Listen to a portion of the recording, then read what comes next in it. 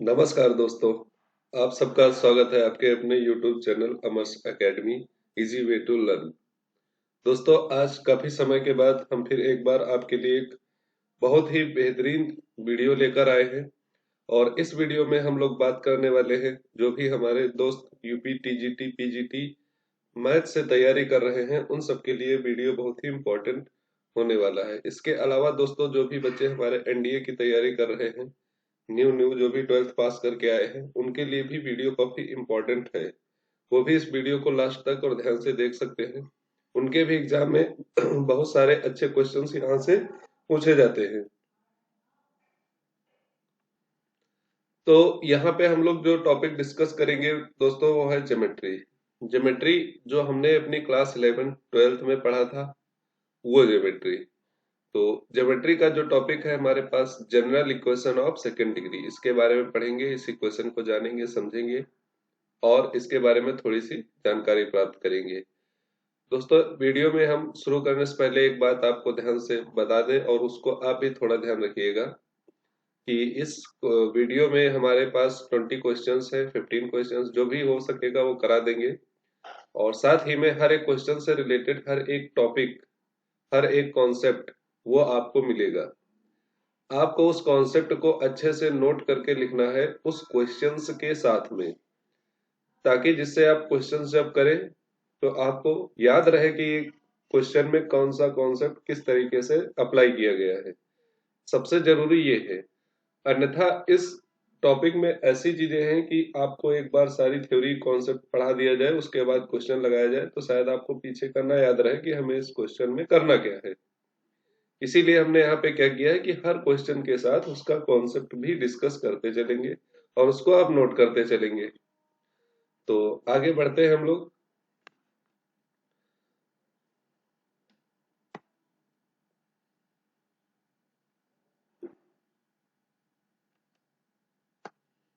ये हमारे को सोशल मीडिया हैंडल, दोस्तों इसका आप पीडीएफ चाहते हैं तो अमर्स एकेडमी टेलीग्राम चैनल पे जाके पीडीएफ आपको मिल जाएगी।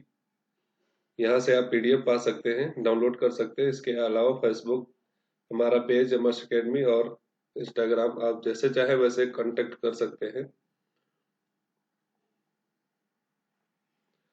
तो आज का जो हमारा टॉपिक है वो बहुत ही सिंपल और बहुत ही बेहतरीन है। इसको सब लोग ध्यान से देखेंगे, सुनेंगे और समझेंगे। जैसे आपको ये क्वेश्चन सॉल्व करके दिखाया जाएगा और आपको पता चलेगा कि आखिर हम आगे प्रोसीड करने वाले कैसे हैं। तो इस क्वेश्चन को ध्यान से पढ़िएगा और सोचिएगा कि कैसे होगा, समझिएगा इसको ध्यान से आप लोग। एक बार हम लोग शुरू करते हैं। देखिए, क्वेश्चन आपके पास पूछा गया था कि वक्र दो कर्व है हमारे पास, y इक्वल टू 4 - x² तथा y इक्वल टू x² के बीच का प्रतिच्छेद कोण ज्ञात कीजिए। अब बात आती है कि हम लोग कैसे देखेंगे इसको कि हमें इंटरसेक्शन एंगल ज्ञात करना है। एंगल ऑफ इंटरसेक्शन मतलब प्रतिच्छेद कोण। अब प्रतिच्छेद कोण ज्ञात करने का कोई ना कोई फार्मूला होता होगा। तो फार्मूला आपके सामने ये है कि tan theta equal to mod of m1 minus m2 upon 1 plus m1 m2। ये फार्मूला आपके पास है एंगल ऑफ इंटरसेक्शन ज्ञात करने का। कोई भी कर्व हो, जो भी दो कर्व एक दूसरे को इंटरसेक्ट कर रहे हैं, उनका इंटरसेक्शन एंगल फाइंड आउट करने का फार्मूला है m1 minus m2 upon 1 plus m1 m2 equal to tan theta. अब ये m1 m2 क्या है? ये दोस्तों स्लोप है। किस चीज की स्लोप है? ध्यान से देखिए। जैसे हमारे पास ये दो कर्व दिया है y इक्वल टू 4 - x²। इसका हम लोग अगर ग्राफ देखेंगे बच्चों, तो ये ग्राफ कुछ इस तरह से दिखेगा। y इक्वल टू 4 - x² का ग्राफ इस तरीके से पैराबोला होगा, एक नीचे की तरफ। ठीक है। और दूसरा जो हमारे पास एक ग्राफ मिलेगा y इक्वल टू x², ये कुछ इस टाइप का मिलेगा। y इक्वल टू x², इस टाइप का। अब ये दोनों ग्राफ देखो, दो पॉइंट पे कट कर रहे हैं एक दूसरे को। तो इसी में किसी भी पॉइंट और दोनों पॉइंट का एंगल तो सेम होगा। जैसे इधर कट करेगा लेफ्ट साइड में, वैसे ही राइट साइड में। तो इसका एंगल इंटरसेक्शन कैसे निकालेंगे? जैसे मान लो हमारे पास एक ग्राफ ये है, एक ग्राफ ये है, दोनों एक दूसरे को कट कर रहे हैं। तो जो इसका इंटरसेक्शन पॉइंट है, यहाँ पे हमें एक टेंजेंट खींचनी पड़ेगी, स्पर्श रेखा। दूसरे वाले कर्व पर भी सेम इसी टाइप में एक टेंजेंट खींचनी पड़ेगी, स्पर्श रेखा। अब इस दो जो टेंजेंट खींची गई हैं, इनका एंगल, एक का M1 एक का M2, और फिर M1 M2 रख के हम इसके बीच का एक कोण निकाल लेते हैं, एंगल निकाल लेते हैं, ये वाला फिर या फिर ये वाला। ठीक है, अब ये M1 M2 निकालेंगे कैसे, तो हमने 12th में पढ़ रखा है कि dy/dx जो होता है दोस्तों, dy/dx, यही हमारे पास M1 M2 और प्रवणता होता है। इसी को हम लोग M कहते हैं, क्या, टेंजेंट। टेंजेंट का स्लोप ये हो जाएगा हमारे पास dy/dx इक्वल टू M। इसी तरह से दोनों का अलग अलग निकालेंगे, एक का M1 हो जाएगा, एक का M2 हो जाएगा। ठीक, तो ये M1 M2 निकाल के हम यहाँ पुट कर देंगे फॉर्मूले में, हमारे पास आंसर मिल जाएगा। ठीक है, समझ गए होंगे। अब इसको हम लोग सॉल्व करते हैं। तो सबसे पहले M1 निकालेंगे। M1 क्या है, dy/dx। तो dy/dx करेंगे पहले वाले इक्वेशन का, y equal to 4 minus x square. देखिए यहाँ पे y equal to 4 minus x square का जब डिफरेंशिएशन करेंगे तो 4 का तो 0 हो जाएगा, ये हो जाएगा -2x। अच्छा हाँ, इससे पहले एक चीज हमें निकालनी पड़ेगी। वो क्या निकालना पड़ेगा, पॉइंट ऑफ इंटरसेक्शन। ये पॉइंट जहां पे एक दूसरे को कट कर रहा है, इंटरसेक्शन पॉइंट हमें पहले फाइंड आउट करना पड़ेगा, तभी हम जाके M1 M2 निकाल पाएंगे। इंटरसेक्शन पॉइंट, इंटरसेक्शन पॉइंट जैसे हमारे पास एक इक्वेशन दी है y equal to 4 minus x square, और दूसरा इक्वेशन दिया है y equal to x square. दोनों को सॉल्व कर लेंगे, आ जाएगा। जैसे यहाँ पे y की वैल्यू क्या है दोस्तों, एक्स स्क्वायर है, तो फर्स्ट वाले इक्वेशन में y की जगह क्या रख देंगे, एक्स स्क्वायर।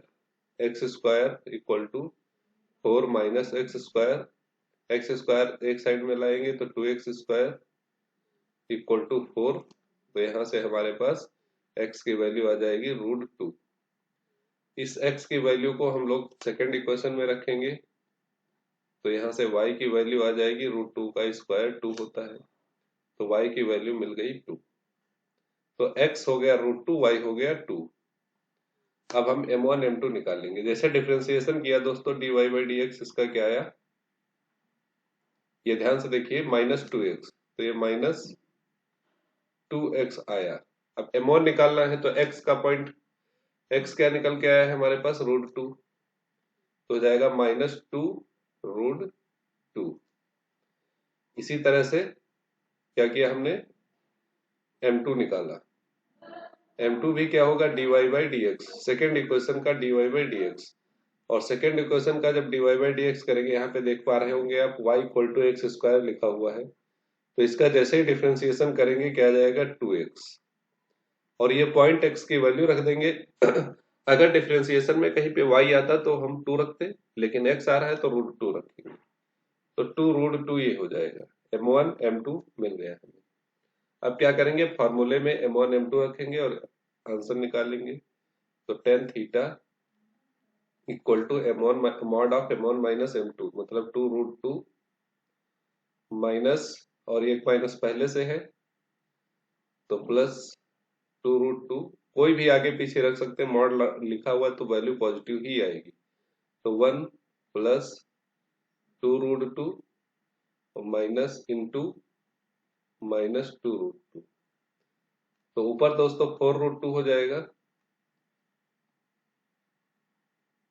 और नीचे हो जाएगा 1 माइनस, प्लस माइनस माइनस हो जाएगा, 2 2 4 2 8, तो -8, तो 4 √2 अपॉन 7,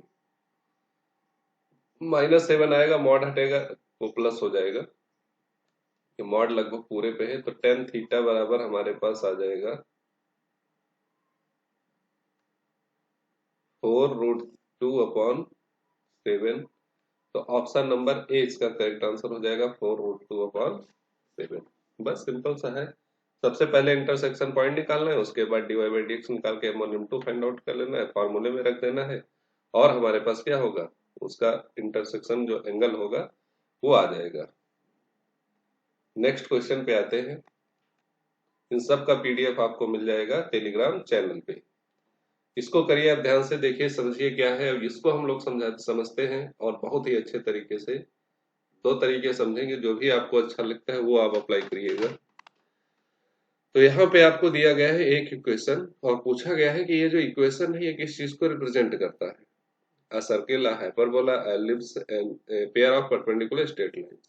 चार ऑप्शन है, चार ऑप्शन में से हमें बताना है कि एक सर्कल है या अतिपरवलय है या फिर एक दीर्घवृत्त है या फिर एक सरल रेखाओं का युग्म है।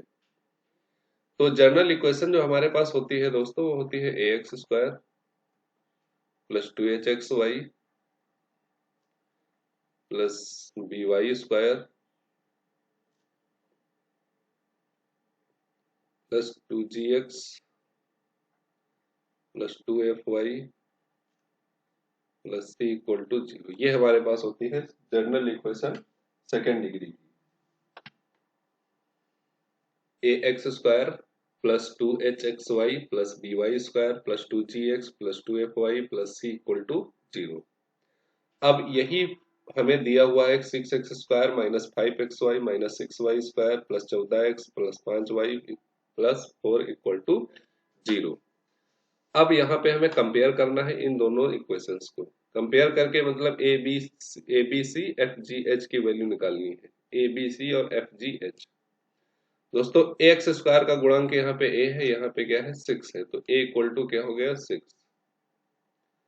फिर एक्स वाई का गुणांक यहाँ पे 2h है और इस इक्वेशन में -5 है, तो 2h इक्वल टू हो जाएगा -5। तो h की वैल्यू अगर हम निकालेंगे यहाँ से तो -5/2। ठीक, इसी तरह से वाई स्क्वायर का कोफिशिएंट यहाँ पे दोस्तों b है, तो b इक्वल टू क्या हो जाएगा, यहाँ पे वाई स्क्वायर का कोफिशिएंट क्या है -6, तो b इक्वल टू -6 हो जाएगा। 2g, x का कोफिशिएंट 2g है और वहां पे x का कोफिशिएंट क्या है 14, तो 2g इक्वल टू 14, तो यहाँ से g इक्वल टू आ जाएगा 7।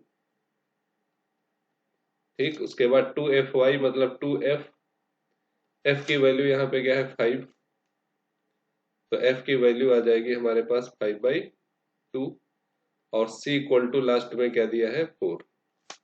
ठीक, ये हमारे पास इसका कंपैरिजन हो गया। कंपैरिजन आपको आना चाहिए और सही सही आना चाहिए। अगर कंपैरिजन में आपको दिक्कत आती है तो आप आगे का कैलकुलेशन भी गलत कर देंगे। अब हमें फाइंड आउट करना है डेल्टा।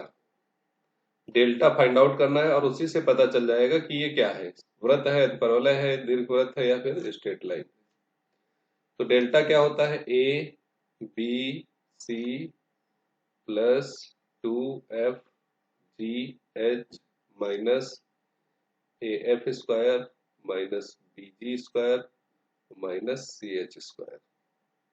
ये हमारे पास डेल्टा का फॉर्मूला होता है, इसको आप ध्यान रखेंगे, ध्यान का याद करेंगे, रटेंगे, क्योंकि इस टाइप के क्वेश्चंस में यही हमारा कॉन्सेप्ट है। पूरा का पूरा कॉन्सेप्ट यही है कि डेल्टा का formula ABC plus 2hch minus F square minus B G square minus C H square, या फिर इसी चीज को हम लोग एक डिटर्मिनेंट के फॉर्म में लिख सकते हैं। Delta equal to determinant of a B c और उसके बाद यहां से हम लोग शुरू करते हैं एच एफ, इसी तरह से नीचे एच एफ और दो कॉर्नर बचते हैं जी जी के।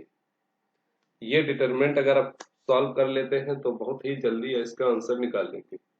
अन्यथा वैसे भी आपको जो इक्वेशन डेल्टा है, डेल्टा की वैल्यू यहाँ से भी फाइंड आउट कर सकते हैं, यहाँ से भी फाइंड आउट कर सकते हैं, जो आपको सरल लगता है। दोनों कॉन्सेप्ट इसीलिए बता रहे हैं, टाइम जरूर लगेगा वीडियो में, लेकिन कॉन्सेप्ट आपको समझ में आना चाहिए कि कैसे हम लोग जल्दी से जल्दी आंसर पे पहुंच सकते हैं।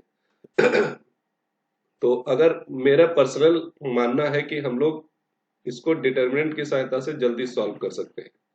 ठीक है, बाकी इक्वेशन जो हमारे पास डेल्टा है इससे भी सॉल्व कर सकते हैं, बट डिटर्मिनेंट की सहायता से थोड़ा आसान होगा, जल्दी भी होगा, क्योंकि हम डिटर्मिनेंट में उसकी प्रॉपर्टी अप्लाई करके इस डिटर्मिनेंट को एक आसान तरीके से रिड्यूस कर सकते हैं।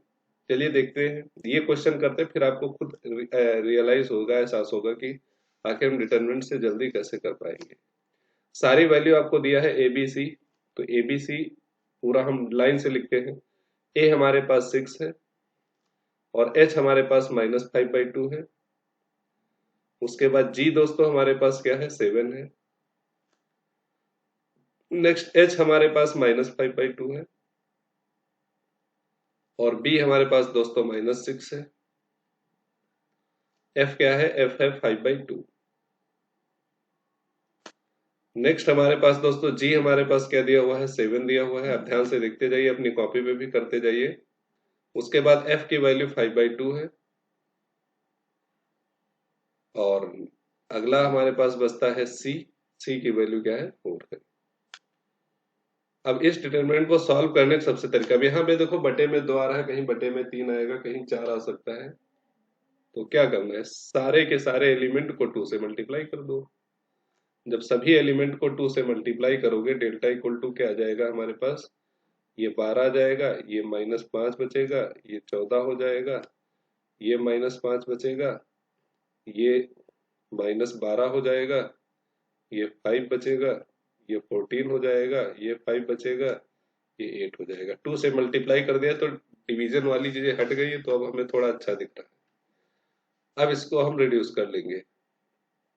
रिड्यूस कैसे करेंगे, ये अगर कहीं पे जोड़ घटा के 0 बनता है तो 0 भी कर सकते हैं, मतलब ऑपरेशन लगा सकते हैं, रो कॉलम को ऐड कर सकते हैं या घटा सकते हैं, जो भी आसान तरीका लगे कर सकते हैं। अन्यथा इसको डायरेक्ट हम लोग सॉल्व कर सकते हैं।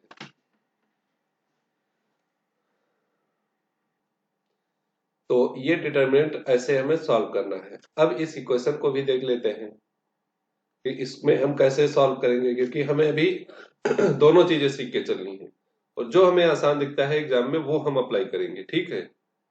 तो अगर हम इस इक्वेशन में वैल्यू पुट करते हैं, ये इतना आप सेल्फ सॉल्व कर सकते हैं, अन्यथा करा देंगे, लेकिन हमें दोनों चीजें सीखना है। तो एक बार वो भी देख लेते हैं कि delta equal to a B c. A b क्या है हमारे पास, 6 है, बी है -6 और सी है 4।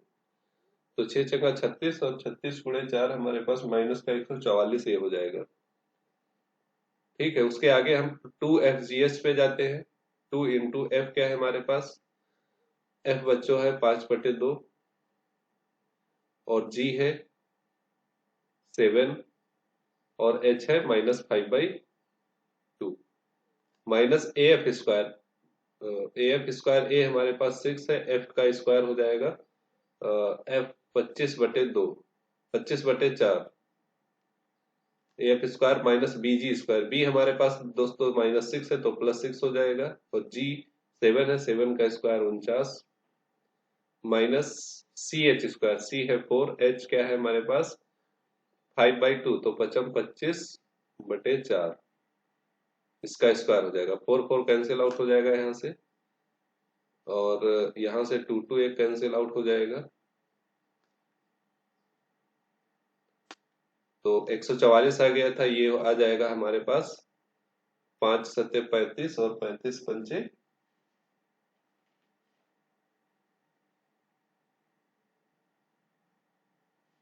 माइनस का 175/2 और आगे आएगा हमारे पास माइनस, ये 2 से डिवाइड भी कर सकते हैं,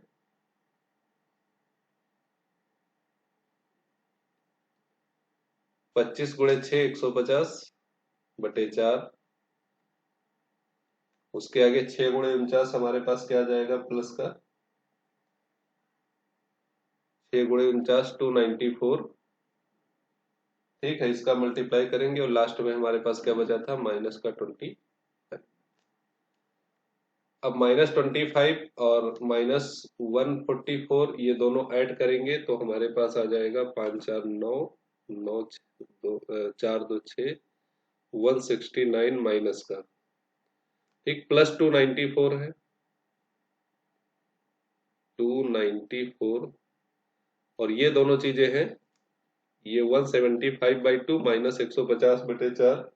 इसको भी हम लोग सॉल्व कर लेंगे। तो कैसे सॉल्व करेंगे इसको, देखिए -175/2 है, इसको 2 से मल्टीप्लाई डिवाइड कर लेंगे अगर, तो हमें थोड़ा आसान हो जाएगा।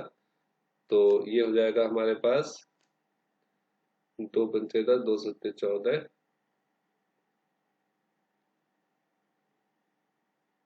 350/4 माइनस का, और माइनस का 150/4 है, तो ये हमारे पास -500/4 आ जाएगा। माइनस का 500/4, 4 से 500 को डिवाइड करेंगे तो अभी क्या बचेगा, 225, ओ सॉरी 4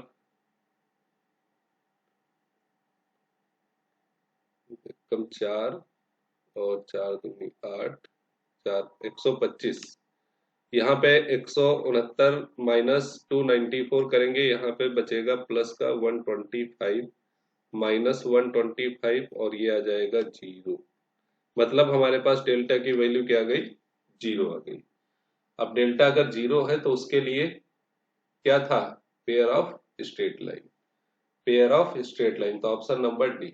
डेल्टा अगर 0 आता है तो क्या मिलेगा, pair of straight line. Delta अगर 0 नहीं आता है तो हम लोग अगले क्वेश्चन में देखेंगे तब क्या करते हैं, तब ऊपर की तीनों चीजों में से कोई एक हो सकता है। लेकिन जब तक डेल्टा 0 आ रहा है तब तक क्या होगा, स्ट्रेट लाइन होगा, दो पेयर स्ट्रेट लाइन होगा। ठीक, अब वो स्ट्रेट लाइन कैसी है वो भी आगे चेक कर सकते हैं कि, लेकिन यहाँ पे एक ही ऑप्शन था कि लंब सरल रेखाओं का युग्म है, तो हमें यही लगाना था। इस डिटरमिनेंट को अगर आप सॉल्व कर सकते हैं तो भी बहुत आसानी से आप 0 पा जाएंगे, और हो भी जाएगा सॉल्व। यहाँ पे देखिए -5 है, यहाँ +5 है, तो C1 और C3 को जैसे ही आप ऐड करेंगे तो ये 0 हो जाएगा। ठीक, इसी तरह इस R1 R3 को ऐड करेंगे तो एक 0 हो जाएगा। फिर एक्सपेंड कर देंगे और 2 3 सॉल्व कर लेंगे, बस फटाफट आंसर आ जाएगा। तो 2 क्वेश्चन में ही इतना टाइम लग चुका है, आगे देखते हैं कितने क्वेश्चन हो पाते हैं हमारे पास। कॉन्सेप्ट लेके चलेंगे, क्वेश्चंस कितने भी हों बट कॉन्सेप्ट आपको क्लियर होना चाहिए, सबसे मेन मुद्दा ये है। क्वेश्चन नंबर 3 दोस्तों हमारे पास जो दिया है, the conic x² + xy + y² + x + y = 1 is. अब ये क्या है, सांको मतलब एक दीर्घवृत्त है, परवलय है, परवलय सरल रेखा के चारों ऑप्शन सेम है। यूपी टीजीटी 2016 का आया हुआ क्वेश्चन, सारे क्वेश्चन आपके प्रीवियस ईयर है, बहुत बेहतरीन क्वेश्चन है, और हर एक एग्जाम में आते हैं तुम्हारा, चाहे जेई मेन में पूछा जाता है, एनडीए में पूछ लेते हैं, और आपके TGT PGT KVS LT grade कहीं पर भी इस टाइप के क्वेश्चन आपको पूछे जा सकते हैं। तो यहाँ पर भी जनरल इक्वेशन से इसको कंपेयर कर लेंगे। ax² + 2hxy + by²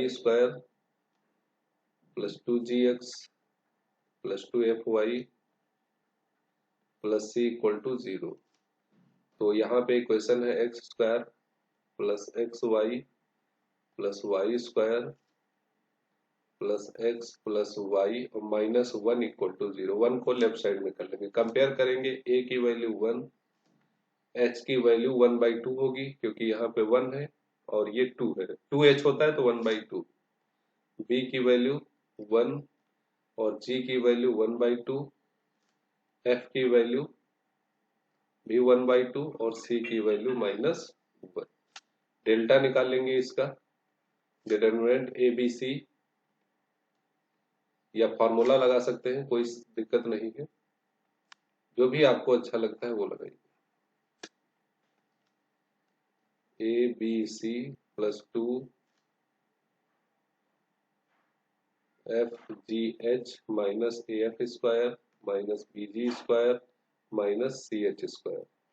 A B c क्या है, ए 1 है, बी 1 है, सी भी 1 -1 है, +2 FGH 2 एफ हमारे पास है 1/2 और जी भी है 1/2 और एच है 1/2 माइनस AF²। ए क्या है 1, एफ क्या है 1/2 तो 1/4 -bg² 1 और g² 1/4।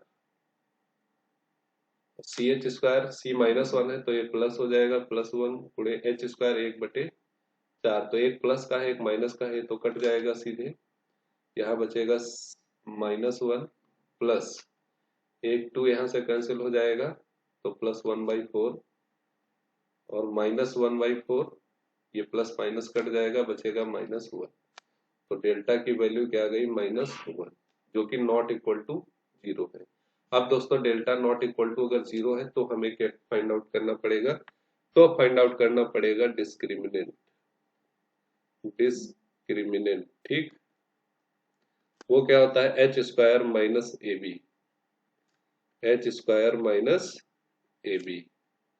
तीन कंडीशन होती है अगर एच स्क्वायर माइनस ए बी ग्रेटर देन 0 है, यदि एच स्क्वायर माइनस ए बी बराबर 0 है, यदि एच स्क्वायर माइनस ए बी लेस देन 0 है, तो क्या क्या हो सकता है। तो ये तीनों कंडीशन हमें देखना है, ध्यान रखना है।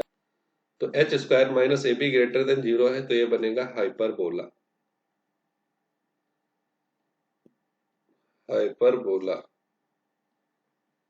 अतिपरवलय, इसको कहते हैं अतिपरवलय। बहुत ज्यादा प्रलय आ गई इसीलिए अतिपरवलय। H square minus A B equal to 0 है, तो इक्वल टू 0 है तो ये कहलाएगा पैराबोला, परवलय, पैराबोला। इसको हम लोग परवलय कहते हैं, परवलय। ठीक। और लेस देन 0 है तो बनेगा इलिप्स। इलिप्स भी सब लोग जानते हैं क्या होता है, दीर्घवृत्त। क्या बनेगा, दीर्घवृत्त बनेगा।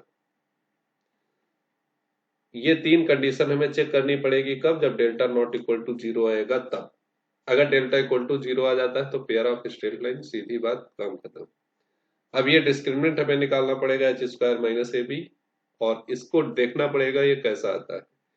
तो एच की वैल्यू हमारे पास क्या दी हुई है, एच स्क्वायर माइनस ए बी हम सॉल्व करेंगे तो एच की वैल्यू इसी इक्वेशन में देखो, एच कहां पे था, एच है 1/2, तो एच स्क्वायर हो जाएगा 1/4 माइनस ए भी 1 है और बी भी 1 है। तो जब 1/4 -1 करेंगे तो बचेगा -3/4। अब -3/4 ये जो वैल्यू है ये 0 से छोटी है, क्योंकि माइनस की है, माइनस की वैल्यू 0 से छोटी होती है। तो लेस देन 0 है तो इसीलिए क्या बनेगा, एक दीर्घवृत्त बनेगा। ये जो भी इक्वेशन दिया है वो क्या, किसका इक्वेशन दिया है, एक इलिप्स का इक्वेशन दिया है, एक दीर्घवृत्त का इक्वेशन दिया है। देखिए कितना बढ़िया क्वेश्चंस आपके पास निकल के आ गया, बस दो कॉन्सेप्ट से। ये नया कॉन्सेप्ट यहाँ पे है, इसको आप नोट कर लीजिएगा। और ये पहले वाला है, जैसे हमने दो क्वेश्चंस करा दिए हैं। आते हैं हम नेक्स्ट क्वेश्चन पे। अब यहाँ पे इसको देखिएगा, दिया हुआ है second degree equation 2x square plus 2y square minus 2x minus 6y plus 5 equal to 0। तो रिप्रेजेंट क्या करेगा, एक वृत्त, एक दीर्घवृत्त, एक बिंदु। तो एक शॉर्टकट, आप ध्यान से, शॉर्टकट क्या है, रूल है, उसको आप ध्यान रखिएगा। क्या ध्यान रखेंगे कि अगर इक्वेशन में एक्स वाई का पद नहीं मिलता है, अगर इस सेकेंड डिग्री इक्वेशन में एक्स वाई का पद नहीं मिलता है तो वो एक वृत्त को रिप्रेजेंट करेगी। ठीक। कैसे, देखो, जैसे हमारे पास सेकेंड डिग्री इक्वेशन क्या थी, A X square plus 2hxy plus B G square B Y square plus 2hx plus 2fy 2gx 2gx plus 2fy plus c equal to 0। अब एक्स वाई का कोफिशियंट अगर नहीं है, इसको यहां से गायब कर देंगे, तो बचेगा हमारे पास simply A X square plus B Y square plus 2gx plus 2fy plus c equal to 0, ये बचेगा। तो ये एक वृत्त की इक्वेशन को रिप्रेजेंट करता है, किसकी, वृत्त की इक्वेशन को। तो इस तरीके से ये जो समीकरण देखा है ये एक 100% वृत्त है। ठीक। तो वृत्त वाले ऑप्शन पे टिक कर सकते हैं, लेकिन जब आगे ऑप्शन पढ़ेंगे तो लिखा है एक बिंदु। अरे भैया, बिंदु भी तो एक वृत्त ही है, छोटा बिंदु जिसका रेडियस क्या है, 0। एक ऐसा सर्कल, एक ऐसा वृत्त जिसका रेडियस 0 है, तो क्या बन जाता है, वो पॉइंट बन जाता है, लेकिन है तो वृत्त ही ना। तो हो सकता है कि इस इक्वेशन को, ये इक्वेशन जो है वो एक बिंदु को भी रिप्रेजेंट कर रही हो सकता है एक वृत्त को रिप्रेजेंट कर रही हो। तो दोनों में से अगर कोई एक ऑप्शन होता तब तो हम डायरेक्ट लगा देते, कुछ सॉल्व करना नहीं पड़ता। बट यहाँ पे दोनों ऑप्शन है, तो हमें चेक करना पड़ेगा कि जो रेडियस सर्कल है, वृत्त है, उसका रेडियस क्या होगा। अगर रेडियस कुछ आ जाता है तब तो वृत्त होगा, अगर रेडियस 0 आता है तो बिंदु होगा। ठीक है, अब रेडियस कैसे निकालते हैं? तो जो भी इस टाइप के हमारे पास सेकेंड डिग्री इक्वेशन भी होती है बच्चों, तो उसका जो सेंटर होता है वो माइनस जी कॉमा माइनस एफ होता है। सेंटर जो होगा, केंद्र, वो माइनस जी कॉमा माइनस एफ होता है, और इसका रेडियस जो होता है बच्चों वो under root G square plus F square minus C. तो जी एफ कहाँ से निकलेगा? अब ऊपर इक्वेशन जो हमारे पास दिया है 2x² plus 2y² minus 2x minus 6y plus 5 equal to 0। अब क्या करेंगे यहाँ पे? ए बी सी 2 है हमारे पास, ए बी 2 है।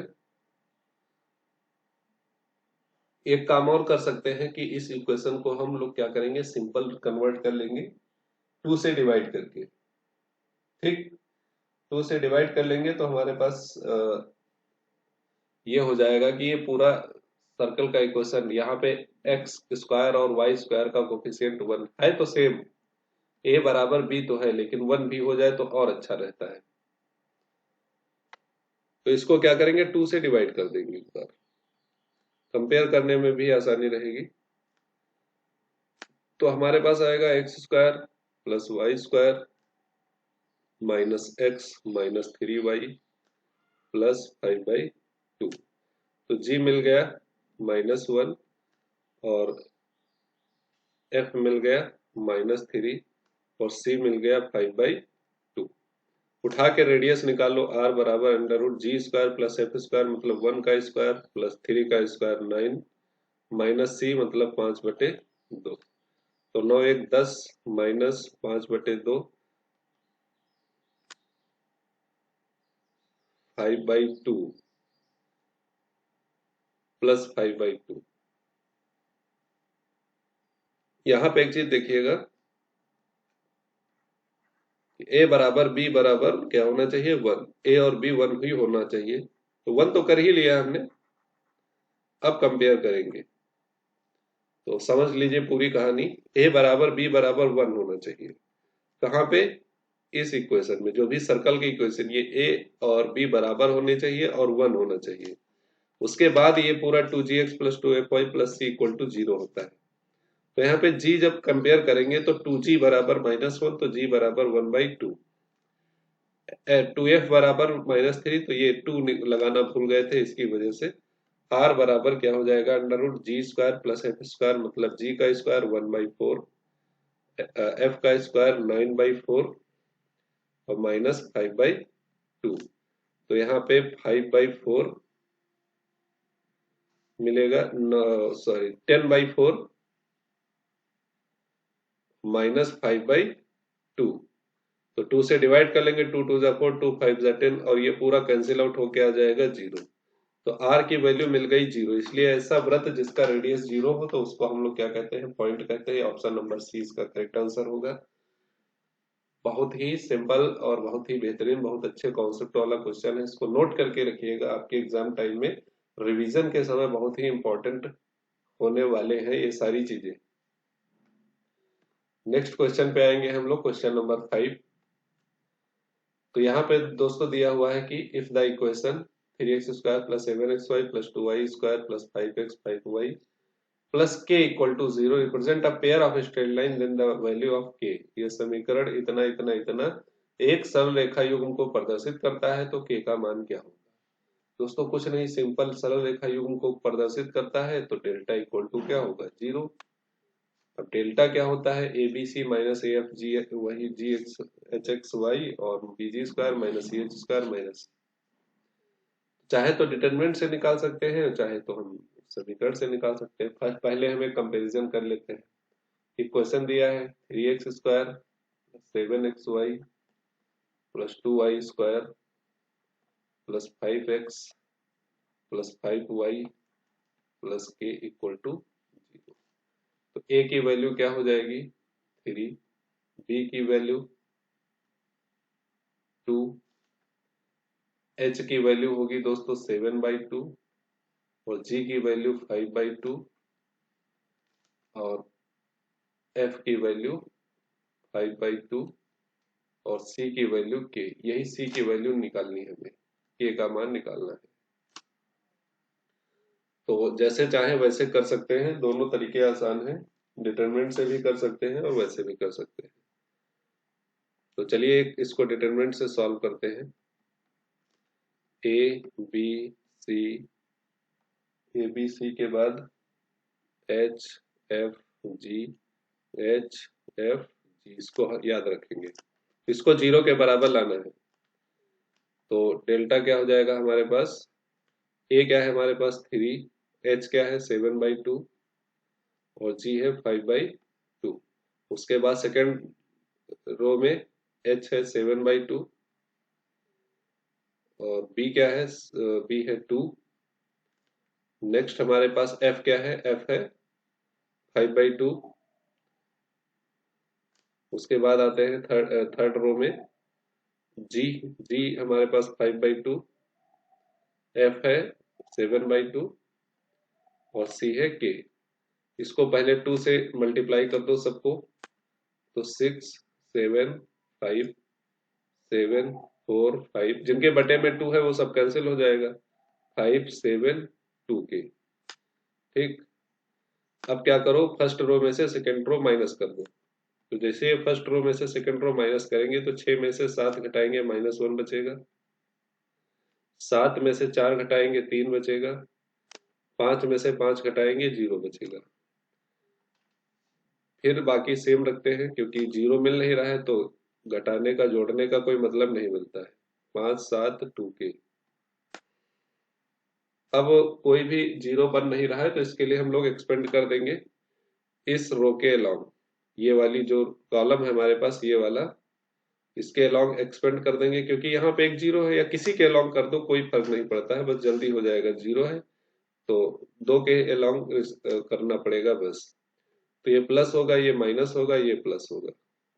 तो 0 के अलोंग एक्सपेंड करेंगे तो 0 आएगा टोटल। 5 के अलोंग एक्सपेंड करेंगे तो -5।